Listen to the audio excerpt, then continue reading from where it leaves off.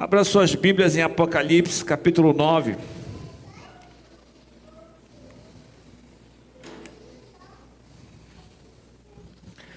Hoje nós vamos dar continuidade à nossa série de sermões sobre Apocalipse, entrando agora no capítulo de número 9, e o título dessa mensagem será A Quinta Trombeta. Então, nas mensagens anteriores, nós vimos que os selos retratam a perseguição do mundo, enquanto as trombetas representam um juízo parcial de Deus, em resposta à oração da igreja a um mundo hostil. Nós vimos que os eventos ilustrados nos selos, nas trombetas, nas taças, ocorrem no mesmo período, isto é, no tempo que vai da primeira vinda do nosso Senhor Jesus Cristo até a sua segunda vinda. Nós vimos que o Apocalipse mostra a mesma cena a partir de diferentes ângulos, e cada ângulo nos ajuda a enxergar e a entender um aspecto diferente do que ocorre no mesmo período. Eu até dei aquele exemplo, né, das câmeras filmando um jogo de futebol, né? Tem alguém ali na porta. Uma focando mais próxima, a outra mais distante, mas vários pontos de vista de um mesmo evento, né? E nós veremos posteriormente que as 7 taças da ira seguem então as 7 trombetas. Nós notamos que as trombetas avisam enquanto as taças transbordam. Então, o relato das 7 trombetas é uma advertência de Deus a respeito do julgamento que está por vir. Eu também usei aquela ilustração das trombetas tocadas ali na destruição das muralhas de Jericó, né? Então, várias trombetas tocando durante dias e até o dia que chegou, que as muralhas foram derribadas. Então vão anunciando, olha, alerta, o juízo está vindo, se arrependam. Então, quando as 4 primeiras trombetas tocam, elas alcançam terra, mar, rios e os astros, em cada uma trombeta que toca. Deus está dando uma nova chance ao homem de se arrepender e voltar-se para Ele. Portanto, trata-se de um juízo, mas ao mesmo tempo misturado com misericórdia. Porque é um juízo parcial que dá chance ao arrependimento. Então, enquanto alguns se arrependem dos seus pecados, outros ficam endurecidos. Nós vimos que os crentes genuínos, eles se arrependem diante de Deus, são selados com o Espírito Santo, encontram refúgio no nosso Senhor Jesus Cristo pela fé, eles serão protegidos no dia do juízo final. Mas aqueles que não se arrependerem dos seus pecados, que não crerem no Evangelho, perecerão para sempre. Então, o livro de Apocalipse, ao mesmo tempo que ele encoraja os crentes sofredores, ele também adverte aos incrédulos endurecidos. E a 5ª e a 6ª e a 7ª trombeta falam de ais. A 5ª trombeta nós encontramos o primeiro ai. Vocês lembram que nós encerramos o capítulo 8 com o seguinte verso, diz o seguinte: então vi e ouvi uma águia voando no meio do céu, dizia em grande voz: ai, ai, ai dos que moram na terra, por causa das restantes vozes da trombeta, dos 3 anjos que ainda têm de tocar. Ou seja, a coisa ainda vai ficar pior. As primeiras trombetas, a criação foi afetada, mas nas seguintes notaremos que forças demoníacas serão soltas por Satanás para atormentar as pessoas.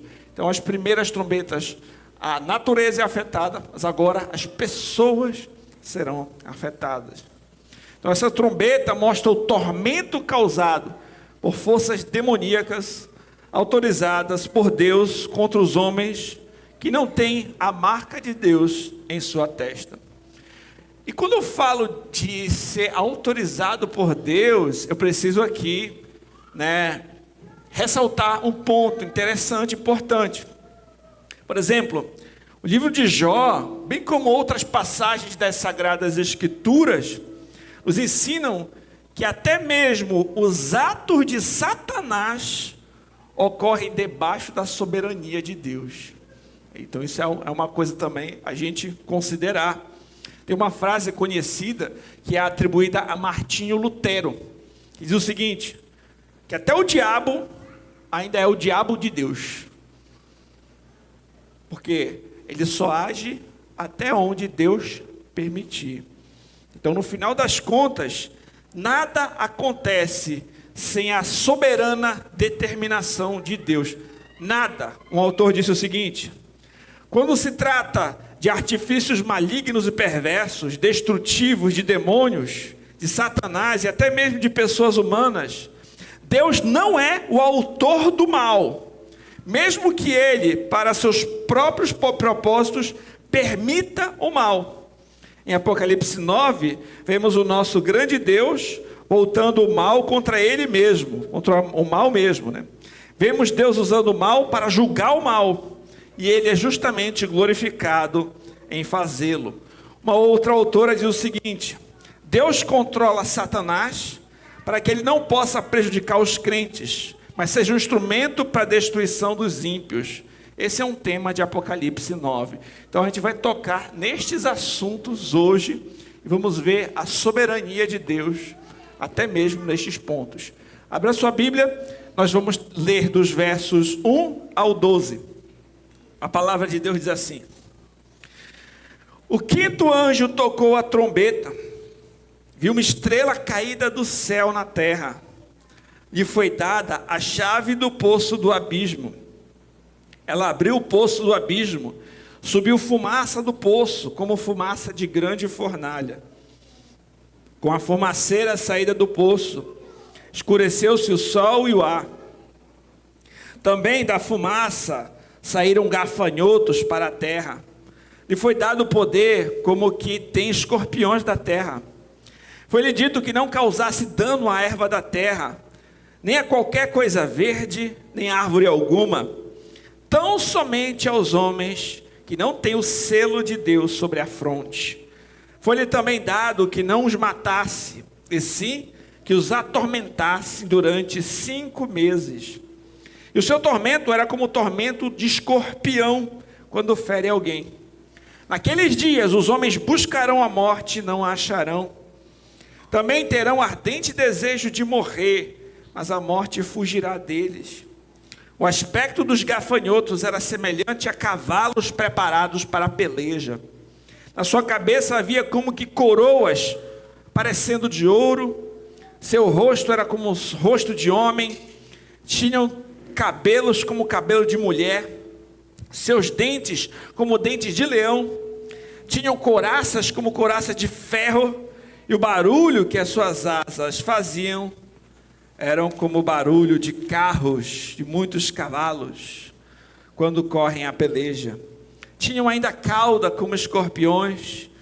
O ferrão da cauda tinha poder para causar dano aos homens por 5 meses. Tinham sobre eles, como seu rei, o anjo do abismo, cujo nome hebraico é Abaddon, e em grego, Apolion. O primeiro ai passou, eis que depois dessas coisas, vem ainda 2 ais. Vamos orar. Santo Deus e Pai, quem é suficiente para essas coisas, Senhor? Eu reconheço a minha total necessidade, a minha dependência de Ti. E eu te peço, Senhor, tenha misericórdia de mim e usa-me como instrumento para expor a palavra com fidelidade à igreja que aqui se reúne. Prepara, Senhor, os nossos corações como um solo fértil para receber a Tua boa semente.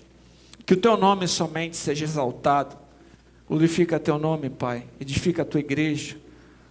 Alcança os perdidos. E que haja grande edificação em nosso meio. Eu oro em nome de Jesus Cristo. Amém. Nós vamos considerar essa mensagem em 4 pontos. Em primeiro lugar, no verso 1, a estrela que caiu sobre a terra. Nos versos 2 ao 6, a praga de gafanhotos. Dos versos 7 ao 10, a descrição dos gafanhotos. E no verso 11, o rei dos gafanhotos. Então vamos ao primeiro ponto. A estrela que caiu sobre a terra. A palavra de Deus diz assim: o quinto anjo tocou a trombeta e viu uma estrela caída do céu na terra. E lhe foi dada a chave do poço do abismo. Então a quinta trombeta faz menção a uma estrela que havia caído do céu à terra. Isso é, em certo momento, obviamente, ela ocupou um lugar no céu, mas agora ela está na terra, caiu na terra. A interpretação para este texto mais apropriada é simbólica. Uma vez que a estrela apresenta características que envolvem vontade, que envolvem intelecto, uma vez que o objeto inanimado, né, não poderia receber a chave do poço e do abismo. Então, obviamente, é um símbolo. Um teólogo chamado Simon Kistemaker afirmou: muitos intérpretes identificam esse ser como um anjo mau, ou seja, Satanás. Este tem breves períodos na história, durante os quais pode abrir o poço do abismo. O tempo do verbo havia caído, indica que se passou algum tempo desde essa ocorrência. Alguns versículos bíblicos podem nos dar também luz a respeito desta interpretação. Por exemplo, o versículo que nós lemos aqui na ordem de culto, em Lucas 10, 18, diz assim: mas ele lhe disse: eu vi Satanás caindo do céu como um relâmpago. E um outro texto de Apocalipse 12, 9, diz assim: foi expulso o grande dragão, a antiga serpente, que se chama Diabo e Satanás, o sedutor de todo mundo. Sim, foi atirado para a terra, e com ele os seus anjos. Sabemos que são seus demônios, no caso, anjos caídos. Então, esses textos parecem apoiar também esta interpretação, que essa estrela que caiu do céu para a terra e recebeu ali a chave do abismo. D.K. Beale também corrobora com essa interpretação, quando ele afirma o seguinte: a conclusão de que esse é um anjo caído é também sugerida pelo versículo 11. Ali o anjo do abismo é chamado de rei sobre os gafanhotos demoníacos, e é referido como Abaddon, que significa destruição, e Apolion, que significa destruidor. O Beale continua: notamos nesse texto que a esse anjo caído é designada a função de infligir punição à humanidade pecadora. Ele recebe a chave do poço do abismo, o domínio onde Satanás habita, mas essa chave ou autoridade é, em última análise, dada por Cristo, que é o único que tem as chaves da morte e do inferno. Satanás ou seus servos malignos não podem mais desencadear as forças do inferno sobre a terra, a menos que recebam autoridade para isso, da parte do Cristo ressurreto. Então, queridos, nesse ponto nós percebemos que o Senhor permite alguma liberdade temporária para espíritos malignos realizarem ações destrutivas descritas nos versos posteriores. Tudo isso acontece, mas acontece debaixo da permissão e da soberania de Deus. Deus designa os inumeráveis anjos caídos para o abismo, onde estão aguardando o dia do juízo. E o Senhor é quem decreta o momento tanto de abrir quanto de fechar esse lugar. Em sua soberania, o Senhor é quem detém a chave do abismo, mas Ele dá ao diabo certos momentos para que se cumpram propósitos divinos. Martin Lloyd Jones foi conhecido um dos grandes pregadores. Ele disse que há certos períodos na história em que parece que o inferno é liberado, a restrição divina é retirada e o diabo e suas forças agem livremente entre homens e mulheres no mundo, né? Então, quando a gente observa isso, é importante nós termos uma fundamentação bíblica para isso que está sendo dito e lembrarmos também, por exemplo, de uma história muito conhecida que eu citei no começo, que é de Jó. Se você abrir comigo no livro de Jó, no capítulo 2, dos versos 1 ao 10, nós observamos algo semelhante acontecendo. Por exemplo, lá em Jó, no capítulo 2, diz assim: no dia em que os filhos de Deus vieram apresentar-se perante o Senhor, veio também Satanás, entre eles apresentar-se perante o Senhor. Então o Senhor disse a Satanás: de onde vens? Respondeu Satanás ao Senhor e disse: de rodear a terra e passear por ela. Perguntou o Senhor a Satanás: observaste meu servo Jó? Porque ninguém há na terra semelhante a ele, homem íntegro e reto, temente a Deus, que se desvia do mal. Ele conserva a sua integridade, embora me incitasses contra ele, para o consumir sem causa. Então Satanás respondeu ao Senhor: pele por pele, e tudo quanto o homem tem dará pela sua vida. Estende, porém, a mão, toca-lhe nos ossos e na carne, e verás, se não blasfema contra ti na tua face. Disse o Senhor a Satanás: eis que ele está em teu poder, mas poupa-lhe a vida. Então saiu Satanás da presença do Senhor e feriu a Jó de tumores malignos, desde a planta do pé até o alto da cabeça. Jó, sentado em cinza, tomou um caco para com ele raspar-se. Então sua mulher ainda disse: ainda conservas a tua integridade? Amaldiçoa a Deus e morre. Mas ele respondeu: falas como qualquer doida. Temos recebido o bem de Deus, não receberíamos também o mal? Em tudo isto não pecou Jó com seus lábios. Observe isso. O Senhor permitiu que Satanás tocasse na vida de Jó, mas só até um ponto, só até onde ele mesmo estabeleceu. E Deus também é perito em transformar o mal em bem. Nós vamos tirar lições preciosas no livro de Jó, e no final deste livro, ele vai reconhecer, ele vai ver a glória de Deus de uma outra forma. Ele vai dizer: antes eu te conhecia de ouvir falar, agora os meus olhos podem te ver. Então o Senhor permite certas situações, até mesmo a ação do maligno é limitada e está debaixo da autoridade de Deus. Uma outra história bíblica que eu sempre lembro quando trata desse assunto é a de José.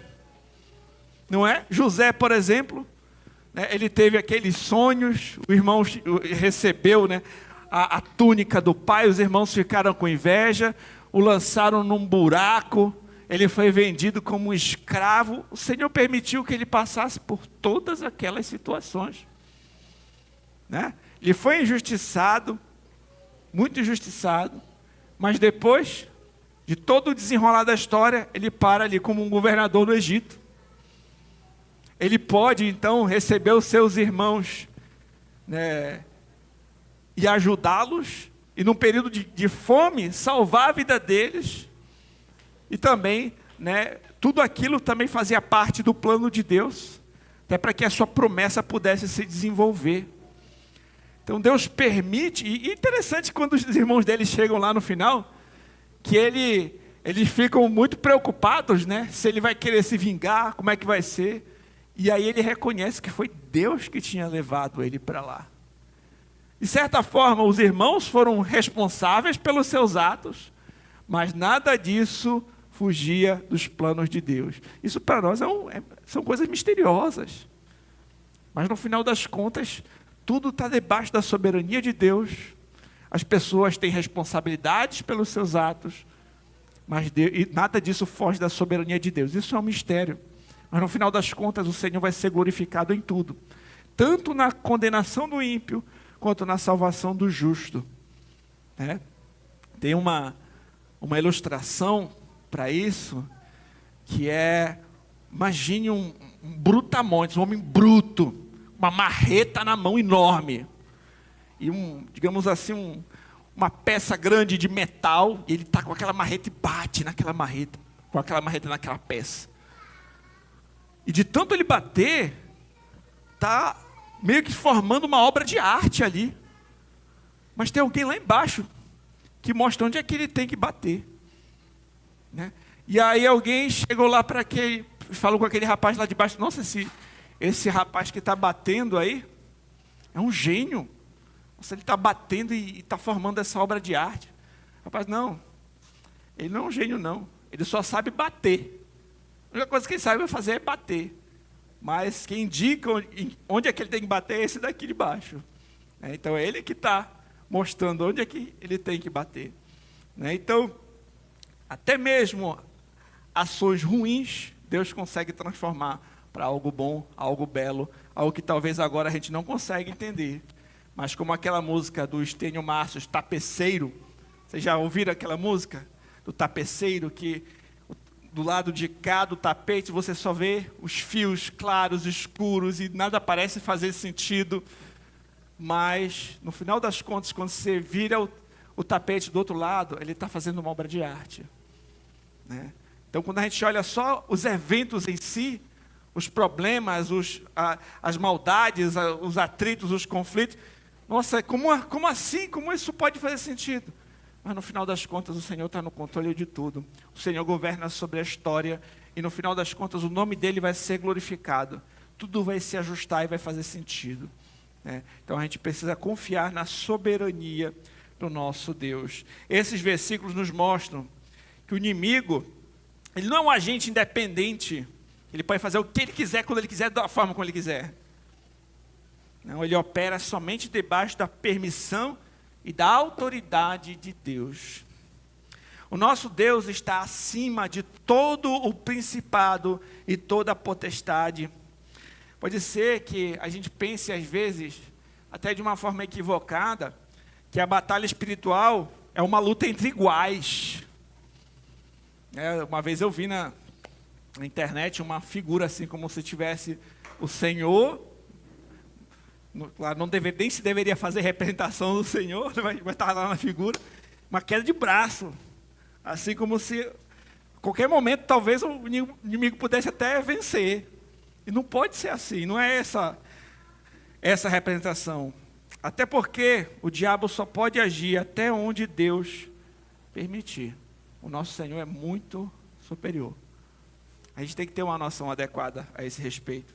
Isso que a Bíblia diz: acheguemo-nos a Deus e resistir ao diabo, e ele fugirá de vós. A Bíblia nos manda resistir ao diabo. Nós usamos armas espirituais para essa batalha. Segundo lugar, nós vamos observar aqui a praga dos gafanhotos. O texto diz assim: ela abriu o poço do abismo, subiu fumaça do poço como fumaça de grande fornalha, como a fumaceira caída do poço, escureceu-se o sol e o ar. Então, esse capítulo fala de um abismo, que quando ele é aberto, saem gafanhotos monstruosos. E aqui também, a gente também não deve ter uma descrição literal, mas simbólica, de uma força demoníaca que será solta neste mundo. O abismo é o lugar onde ficam Satanás e os seus seguidores. É certo, gente, que após o juízo final, eles serão lançados no lago de fogo e enxofre, onde serão atormentados para sempre. Lucas 8:31 tem uma situação que o Senhor Jesus Cristo expulsa demônios de um homem. Até pergunta, fala que o nome é legião, são muitos demônios. E eles imploram para que ele não os enviasse para o abismo, que é a sua prisão. Também é notável que nesse texto o mal é representado aqui como uma nuvem densa de fumaça que transforma o mundo em trevas. E o texto prossegue dizendo: Também da fumaça saíram gafanhotos para a terra. Foi-lhe dado poder como que tem os escorpiões da terra.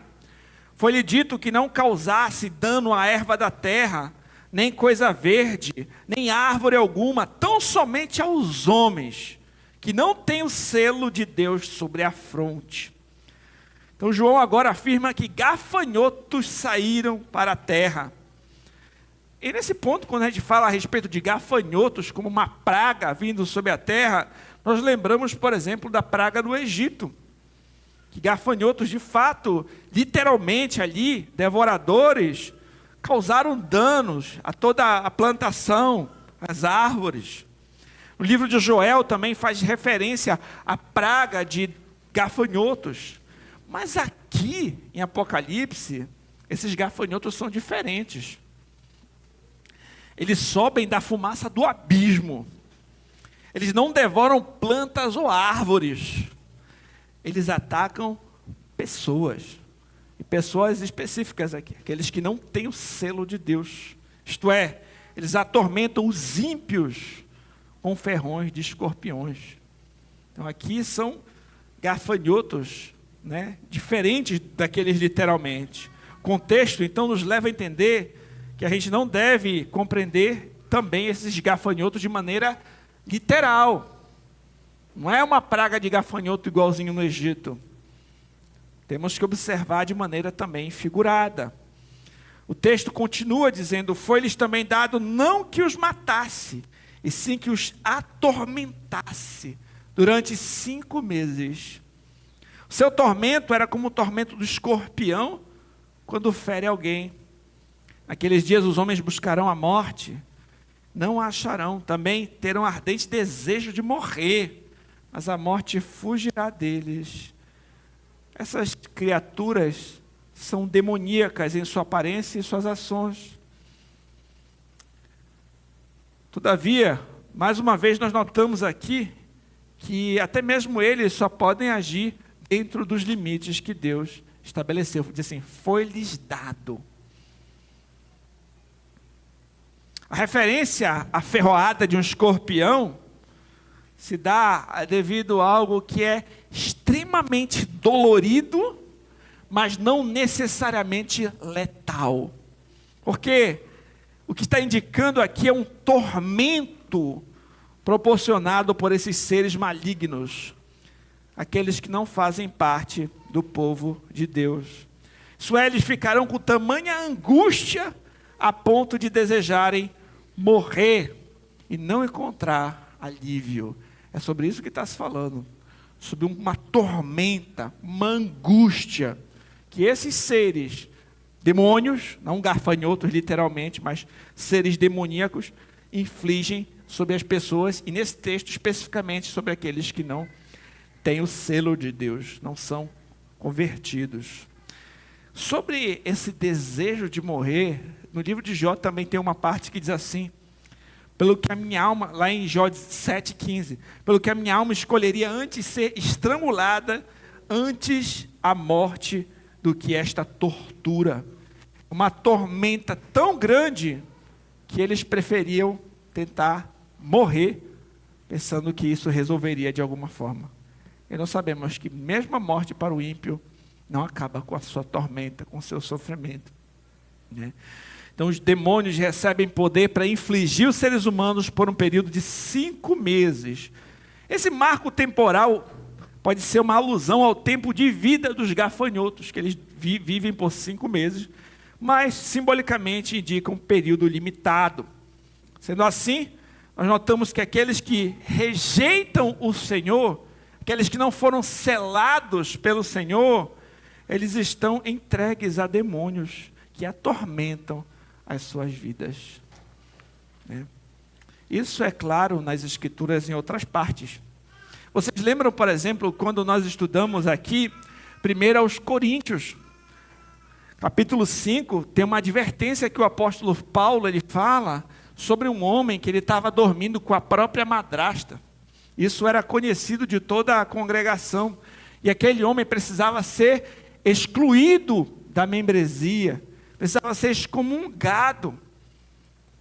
Paulo fala a respeito disso? Ele diz assim: entregue tal pessoa a Satanás.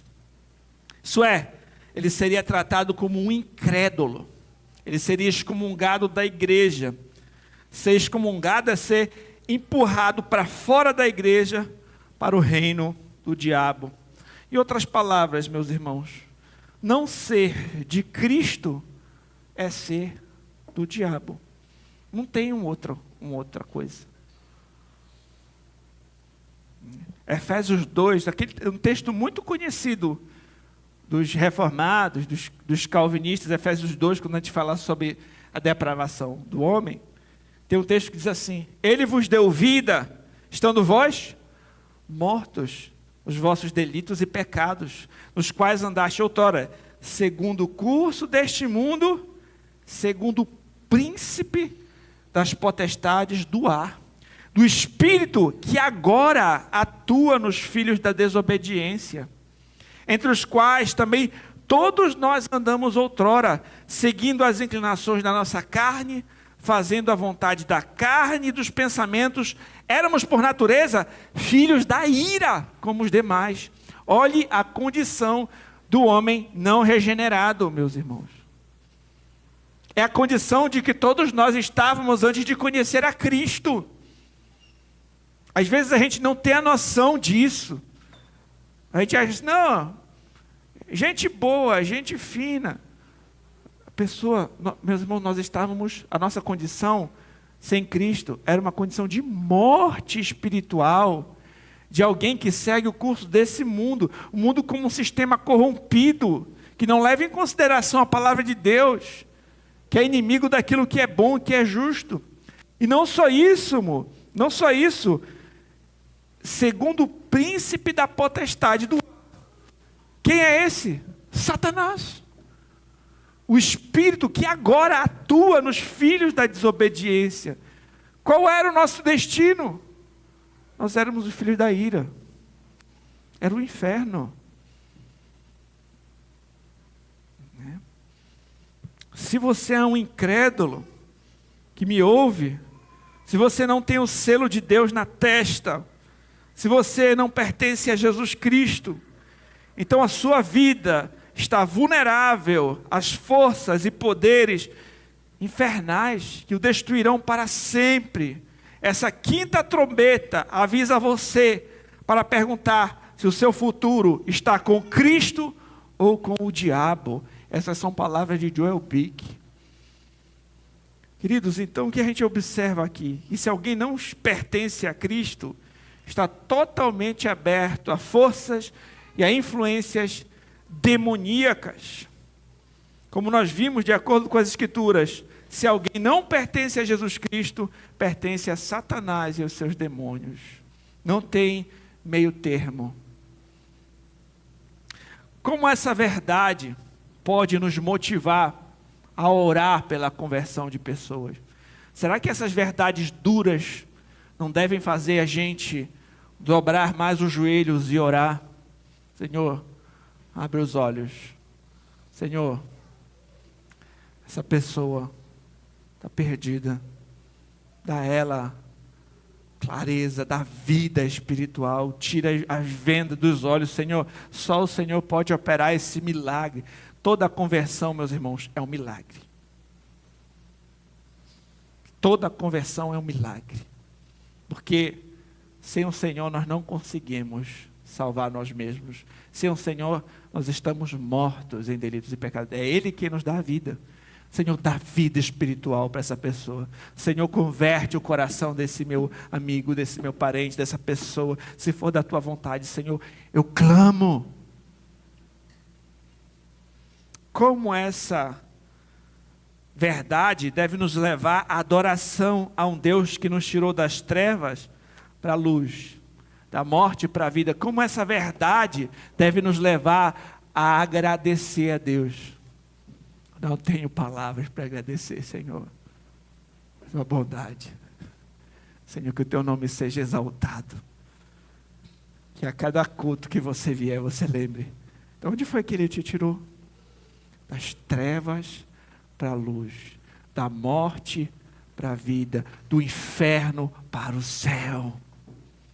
Que isso nos leve a adorar a Deus. Senhor, que o teu nome seja exaltado, que a minha vida seja para o teu louvor, que tudo que eu faça seja para a tua glória, Senhor.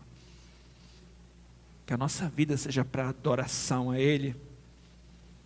Como essa verdade deve nos motivar a pregar o Evangelho para outras pessoas.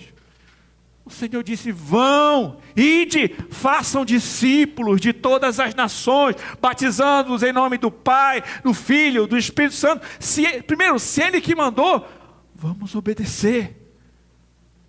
Vamos obedecer, meus irmãos, por amor àquele que nos mandou cumprir essa missão, a lançar as sementes e deixar os resultados com Ele, sabendo que é o Espírito Santo de Deus que convence o homem do pecado, da justiça e do juízo. Mas você sabe a mensagem, você sabe o caminho, você sabe a direção aonde apontar, você tem as sementes para lançar. Não se cale, faça discípulos, envolva-se na grande comissão. Não vamos nos acomodar, só ficar aqui, todo domingo tudo bem, eu venho, vou para casa e esqueço que eu tenho uma missão. Você tem uma missão, você tem uma grande comissão a participar. Como essa verdade te motiva a se envolver na grande comissão? Os seguidores de Cristo são selados, estão seguros espiritualmente. Portanto, também não devemos temer a morte. Nós sabemos que o viver é Cristo e o morrer é lucro. O crente, aquele que nasceu de novo, que é selado, ele também não precisa viver desesperado. Ainda que nesse mundo nós enfrentemos lutas, dores, aflições, a Bíblia diz que elas não têm como se comparar com a glória que há de ser manifesta àqueles que esperam. Ainda que nesse mundo nós enfrentemos lutas, dores e aflições, o Senhor diz: eis que estarei convosco todos os dias até a consumação dos séculos. Ainda que enfrentemos lutas, dores, sofrimentos e aflições neste mundo, que é um mundo caído, o Senhor diz que vai enxugar dos nossos olhos toda lágrima. O Senhor diz que todas as coisas cooperam para o bem daqueles que o amam. O Senhor faz diferença entre o justo e o ímpio. O ímpio fica desesperado. Mas aqueles que têm o selo de Deus, até mesmo essas aflições, Deus faz com que coopere para o seu próprio bem. Ele tem os cabelos de nossas cabeças todos contados. Aquele que cuida dos passarinhos, que veste os lírios do campo, é quem cuida de nós, é o nosso Pai. Provérbios 3:33 diz: a maldição do Senhor habita na casa do perverso, mas a morada dos justos Ele abençoa. Em terceiro lugar, nós temos a descrição desses gafanhotos, uma descrição horrível. O aspecto dos gafanhotos era semelhante a cavalos preparados para a peleja. Sua cabeça havia como que coroas parecendo de ouro. Seu rosto era como o rosto de homem. Tinham também cabelos como cabelo de mulher. Seus dentes como dente de leão. Tinham couraças como couraça de ferro. O barulho de suas asas era como barulho de carros e muitos cavalos quando correm a peleja. Tinham ainda cauda como escorpiões e ferrão na cauda. Tinham poder para causar dano aos homens por 5 meses. Então nessa parte João descreve esses gafanhotos, como nós já vimos, devemos interpretar de forma simbólica essas criaturas. João então assemelha o seu poder ao de cavalos preparados para a batalha. Ou seja, eles estão prontos para guerrear.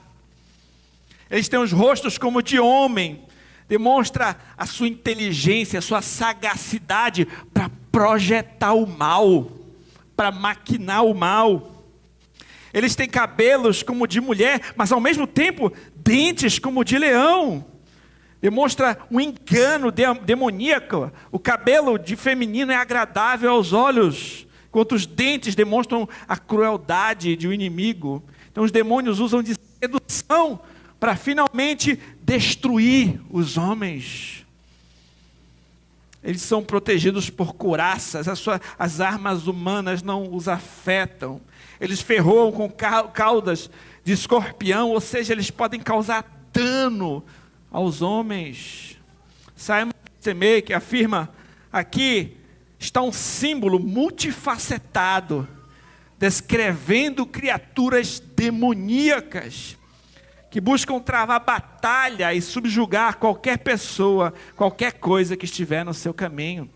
O Bill, por sua vez, diz assim: João usa a imagem de gafanhotos que se parecem com cavalos, se assemelham a escorpiões, para referir-se aos tormentos psicológicos e espirituais que Satanás e seus agentes infligem por ordem de Deus. Em Joel 1 e 2, o profeta usa a imagem de uma praga de gafanhotos, juntamente com imagens militares, para descrever o exército demoníaco que se prepara contra Deus e o seu povo. No seu grande dia, João parece inspirar-se nesse imaginário, acrescentando características horríveis às criaturas apresentadas na visão de Joel, diz um comentarista. Então esses espíritos controlam os corações daqueles que vivem cheios de mágoa, de ressentimento. Por exemplo, lá em 2 Coríntios, no capítulo 2, do verso 10 ao 11, diz assim: a quem perdoais alguma coisa, também eu perdoo, porque de fato, o que tenho perdoado, se alguma coisa tenho perdoado, por causa de vós o fiz, na presença de Cristo. Presta atenção: para que Satanás não alcance vantagem sobre nós, pois não lhe ignoramos os desígnios. Também há as atuações de Satanás, né, no ressentimento, na falta do perdão, no rancor guardado. Além disso, eles cegam o entendimento dos incrédulos, como 2 Coríntios 4,4 diz assim: nos quais o Deus desse século cegou o entendimento dos incrédulos, para que lhe não resplandeça a luz do Evangelho, da glória de Cristo, o qual é a imagem de Deus. Ele cega o entendimento dos incrédulos. Ele seduz, ele tenta levar ao pecado, ao erro, ao engano, a uma vida distante do Senhor, para finalmente levá-los à condenação eterna. Isso pode vir também com sedução, com meias verdades, com aparência de piedade. Por exemplo, você lembra como aconteceu lá no Éden? A serpente chega. A serpente chega com sofismas. Deus disse que não pode comer de nenhuma árvore do jardim. Não. É certo que não morrereis. Vocês serão como Deus. Sabe?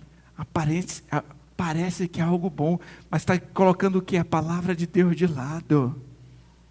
Está colocando o ensino do Senhor de lado. E aí Eva vê que o fruto é bom, agradável aos olhos, é deleitoso, ela será como Deus, conhecedora do bem e do mal. Cai nessa sedução, come do fruto, e a consequência é terrível, é morte.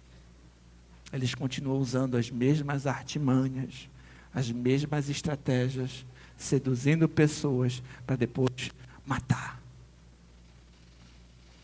Queridos, esses demônios tentam, enganam, fazendo com que o mal pareça virtuoso e atraente. No entanto, no fim, eles picam e levam as pessoas ao tormento. Por fim, nosso último ponto, o rei dos gafanhotos, que é o verso 11.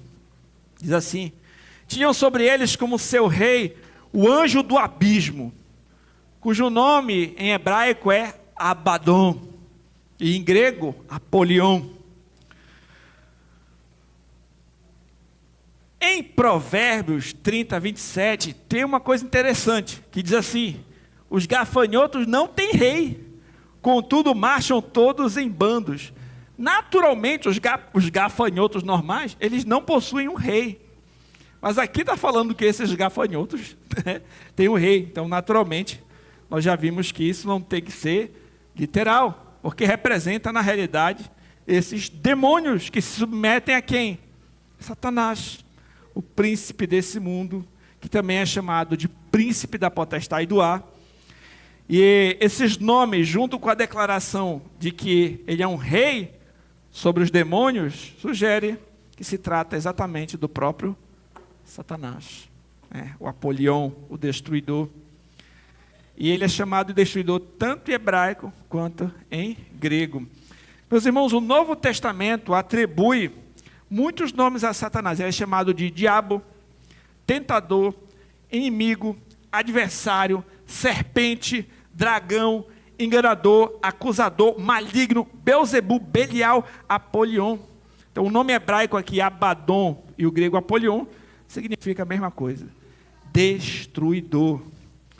E tem uma coisa muito interessante, que quando a gente vê lá em Mateus capítulo 1, quando vai falar nos primeiros capítulos de Mateus sobre o nascimento do nosso Senhor Jesus Cristo, Cristo de Deus, ele foi chamado de Jesus, por quê? Porque ele viria para salvar o seu povo dos pecados dele. Ele é chamado de Jesus porque ele é Salvador. E esse rei aqui, dos gafanhotos, é chamado de Apolion, por quê? Porque ele é destruidor, ele é o extremo oposto de um Salvador. Ele é um destruidor, né? Então, nós observamos isso. E, meus irmãos, o diabo, ele cega o entendimento dos incrédulos com falsas religiões, com falsas filosofias. O seu objetivo e dos seus demônios é manter os seres humanos numa cegueira espiritual até levá-los para o inferno. E aqui, caminhando para o fim, eu trago algumas reflexões para nós. Muitas pessoas que rejeitam o Senhor Jesus Cristo, não creem no Evangelho, elas não admitem e talvez nem saibam que elas têm Apolion como seu rei. Elas não conseguem enxergar isso, pensam que são elas mesmas que mandam, que decidem a sua própria vida e os seus próprios destinos. Todavia, na perspectiva das Escrituras, do céu, todos aqueles que não estão selados, que rejeitam o senhorio de Jesus Cristo, estão debaixo do jugo deste grande destruidor, Apolion. Examine a você mesmo. Quem é o Senhor da sua vida?